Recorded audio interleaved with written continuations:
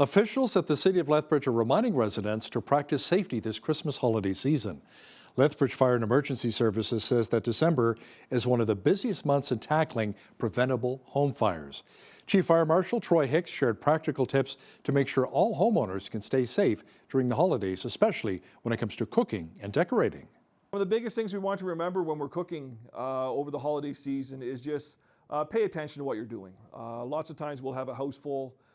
Everyone will be making merry and having a good time, and people are in the kitchen cooking that they want to bring stuff out and mingle with everyone that's out there, and we're not paying attention. So obviously we want to be very careful what we're doing. You don't want to wear loose-fitting clothes around the stove when you're cooking. You just want to eliminate that risk. You want to make sure that if you're cooking with grease, it's being attended. You don't use water. Have a fire extinguisher with you when you're in the kitchen. If you don't have a fire extinguisher, make sure you have a lid beside you when you're cooking, especially when you're cooking with grease. Make sure when you're decorating your house, have a look at all your items before you put them up on the tree or in the home. Make sure you look at your wires. You want to check and make sure that the lights are working. Not a device like this where half are off and half are working.